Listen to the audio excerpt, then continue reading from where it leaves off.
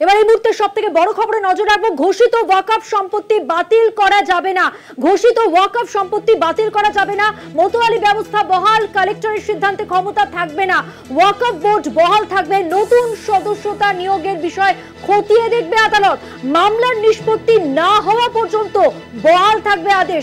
বিস্তারিত জানবো, আমাদের সঙ্গে নিউজ রুম থেকে রয়েছেন আমাদের প্রতিনিধি পীযূষ কান্তি নাগ। পীযূষ দা, দেখো, ওয়াকফ সম্পত্তির সংশোধনী আইনকে চ্যালেঞ্জ জানিয়ে সুপ্রিম কোর্টে যে মামলা দায়ের হয়েছিল তার আজকে দীর্ঘ শুনানি হয়। এই 3 বিচারপতির বেঞ্চে শুনানি চলাকালীন প্রধান বিচারপতির নেতৃত্বে এই বেঞ্চ কিন্তু একটি অন্তর্বর্তীকালীন স্থগিতাদেশ জারি করেছে।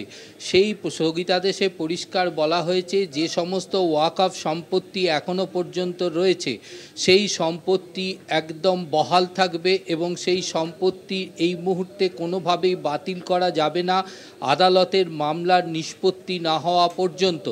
অর্থাৎ ওয়াকফ বলে ঘোষিত সম্পত্তিগুলি আপাতত বহাল থাকবে। আর সুপ্রিম কোর্টের অন্তর্বর্তীকালীন নির্দেশ 2025-এর সংশোধনী আইন অনুযায়ী যে মোতোয়ালি ব্যবস্থা রাখা হয়েছিল এবং তুলে দিয়ে সেখানে যে কালেক্টরের ক্ষমতা দেওয়া হয়েছিল, এক্ষেত্রে আদালত পরিষ্কার জানিয়েছে যে কালেক্টর নিয়োগ থাকবে, কিন্তু সেক্ষেত্রে এই মামলার নিষ্পত্তি না হওয়া পর্যন্ত কালেক্টর কোনো রকম সিদ্ধান্ত বা পদক্ষেপ গ্রহণ করতে পারবে না। নতুন 2025-এর নতুন সংশোধনী আইনের ক্ষেত্রে যে 22 জন কমিটি মেম্বারের কথা বলা হয়েছিল এবং সেখানে আজকে বারবার সরকার পক্ষের সলিসিটর জেনারেল তুষার মেহতা পরিষ্কার আদালতকে জানান 22 জনের মধ্যে 2 জন মুসলিম নয় এমন ব্যক্তিকে নিয়োগ করা যাবে। আইনের সংশোধনীতে সেটাই বলা হয়েছে, যেটা পরিষ্কারভাবে আইন মন্ত্রক অর্থাৎ মন্ত্রকের পক্ষ থেকে জানানো হয়েছিল। এছাড়া পার্লামেন্টারি কমিটি যে কমিটি, সেই কমিটির সিদ্ধান্তেও তাই গ্রহণ করা হয়েছিল। এক্ষেত্রে আদালত পরিষ্কার জানিয়েছে তার অন্তর্বর্তীকালীন নির্দেশে যে এই কমিটি অর্থাৎ 22 জনের বাইরে যে 2 জন অর্থাৎ 22 জনের মধ্যে যে 2 জন মুসলিম নয় এমন ব্যক্তি অর্থাৎ একজন কেন্দ্রীয় সরকারের জয়েন্ট অফিসার হিসাবে নিয়োগ থাকবে বা অপর আরেকজনকে নিয়োগ করা হবে, সেই সিদ্ধান্ত এই মুহূর্তে নেওয়া যাবে না। তবে বাকি 20 জন যে মুসলিম সদস্য হিসাবে থাকবেন তারা কিন্তু বহাল থাকবেন এবং সেক্ষেত্রে পরিষ্কারভাবে আদালতের পূর্ণাঙ্গ সিদ্ধান্ত না আসা পর্যন্ত এই রায় বহাল থাকবে।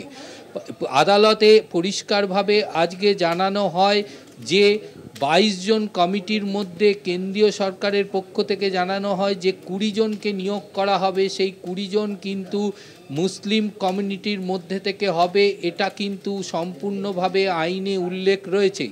এই মুসলিম এই কমিটির মধ্যে যে বিচারপতির কথা বলা হয়েছে, যে সুপ্রিম কোর্ট এবং কলকাতা যে কোনো হাইকোর্টের একজন বিচারপতি থাকবেন, সেক্ষেত্রে কিন্তু মুসলিম যে ওয়াকফ কমিটির যে চেয়ারপারসন বা যে কমিটি থাকবে তারাই সিদ্ধান্ত নিতে পারবে যে এই কমিটিতে কোন বিচারপতিকে রাখা হবে, এমনটাই সওয়ালে জানিয়েছেন তুষার মেহতা। পাশাপাশি এই কমিটির মধ্যে মহিলাদেরও অন্তর্ভুক্ত করা হবে, এই বিষয়টিও কিন্তু আজকে সওয়াল পর্বে তুলে ধরেন। মূলত আজকে সওয়াল পর্বে কপিল সিব্বাল এবং মনু সিংহির পক্ষ থেকে 2025-এর সংশোধনী আইনকে সম্পূর্ণভাবে বিরোধিতা করে বলা হয় যে ভারতীয় সংবিধানে যে উল্লেখ রয়েছে প্রত্যেকের স্বাধীনতা রয়েছে এবং নিরপেক্ষতা রয়েছে, সেক্ষেত্রে সরকারি হস্তক্ষেপ এই কমিটির মাধ্যমে হচ্ছে।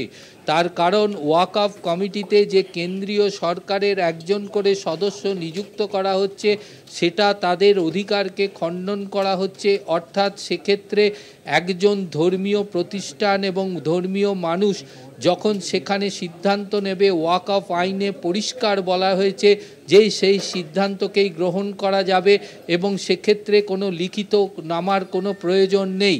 পাশাপাশি নতুন সংশোধনী আইনে যে 5 বছরের প্র্যাকটিসের কথা উল্লেখ রয়েছে, সেক্ষেত্রে কপিল সিব্বালের সওয়াল ছিল যে কোনো পরিবার ওয়াকফ কমিটিতে যারা সম্পত্তি দান করেন তারা কিন্তু মুসলিম পরিবারেরই হন। মুসলিম আইনে পরিষ্কার বলা হচ্ছে যে সম্পত্তির মালিক তার যখন মৃত্যু হবে তারপরেই কিন্তু তার উত্তরাধিকারীদের ওই সম্পত্তির অধিকার জন্মায়। অর্থাৎ এক্ষেত্রে তারা যেহেতু মুসলিম, তাদেরকে নতুন করে মুসলিম প্র্যাকটিসের বিষয়টি কিন্তু সম্পূর্ণভাবে ধোঁয়াশা, এবং এক্ষেত্রে তাদের মৃত্যুর পর তাদের যদি উত্তরাধিকার যদি মনে করে সেক্ষেত্রে ওয়াকফকে জমি দান করতে পারে, এ বিষয়ে কোনো রকম বাধা থাকতে পারে না, যা উল্লেখ রয়েছে নতুন সংশোধনী আইনে। যদিও সরকারের পক্ষে সলিসিটর জেনারেল সওয়াল প্রসঙ্গে বলেছেন যে পূর্বের যে সমস্ত বারবার প্রধান বিচারপতির প্রশ্নের মুখে পড়েন এবং প্রধান বিচারপতি বলেন যে ওয়াকফ বোর্ড রয়েছে, যে সম্পত্তিগুলি ইতিমধ্যে ঘোষিত হয়েছে সেই সম্পত্তিগুলির ক্ষেত্রে কি করা হবে, সেই সম্পত্তিগুলি কি তাহলে ওয়াকফে নথিভুক্ত নয় এরকম বাতিল বলে ঘোষণা করা হবে। যদিও সলিসিটর জেনারেল পরিষ্কারভাবে জানিয়েছেন যে পূর্বের নথিভুক্ত ওয়াকফের সম্পত্তি কিন্তু বহাল থাকবে। যদি সেই সম্পত্তি নিয়ে কেউ প্রশ্ন তোলে বা বিতর্ক ওঠে সেক্ষেত্রেই কিন্তু সেই সম্পত্তি বাতিলের বিষয় কিন্তু চিন্তাভাবনা করবে সরকার। সংশোধনী আইনে এমনটাই বলা রয়েছে। কিন্তু পূর্বের সম্পত্তি ওয়াকফ সম্পত্তির ওপরে কোনো রকম হস্তক্ষেপ নয়।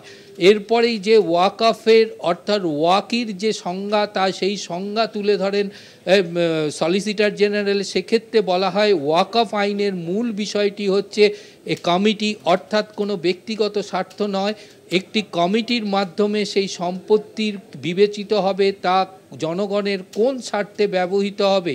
তার কারণ ওয়াকফের সম্পত্তির আইনের মূল বিষয়টি হচ্ছে তা জনগণের স্বার্থে ব্যবহার করতে হবে। এক্ষেত্রে কিন্তু পরিষ্কারভাবে কেন্দ্রীয় সরকারের সলিসিটর জেনারেল আদালতে বলেন যে এই ব্যবস্থার মধ্যে দিয়ে কিছু বিতর্কের সৃষ্টি হয় এবং সেই বিতর্ককে দূর করার জন্যই এই কমিটি গঠন করার সিদ্ধান্ত নেওয়া হয়েছে এবং সেটা মন্ত্রণালয় থেকে এবং জেপিসি কমিটির দ্বারা সিদ্ধান্ত হয়েছে। সংসদে বিস্তারিত আলোচনা হয়েছে, তারপরেই কিন্তু এই বিল পাস করা হয়েছে। এই বিলের ক্ষেত্রে ইসলামিকদের সাংবিধানিক অধিকার খর্ব হচ্ছে, এটা পরিষ্কারভাবে বলা যায় না। তার কারণ ওয়াকফের স্বচ্ছতা আনতেই এই সংশোধনী আইন আনা হয়েছে বলে সলিসিটর জেনারেল আদালতের কাছে বিস্তারিতভাবে জানান। যদিও বিচারপতি এই বিষয়ে নির্দিষ্ট একটি অন্তর্বর্তীকালীন আদেশ দিয়েছেন, তবুও পরিষ্কারভাবে এই বিষয়টি নিয়ে আগামীকাল ফের 2টোর সময় মামলার শুনানি গ্রহণ করবে সুপ্রিম কোর্ট। অনেক ধন্যবাদ। কথা বললাম নিউজরুম থেকে, সরাসরি ছিলেন আমাদের প্রতিনিধি পীযূষ কান্তি নাগ। ঘোষিত ওয়াকফ সম্পত্তি বাতিল করা যাবে না, মোতোয়ালি ব্যবস্থা বহাল, কালেক্টরের সিদ্ধান্তের ক্ষমতা থাকবে না, ওয়াকফ বোর্ড বহাল থাকবে, নতুন সদস্য নিয়োগের বিষয় খতিয়ে দেখবে আদালত, মামলার নিষ্পত্তি না হওয়া পর্যন্ত বহাল থাকবে এই নির্দেশ।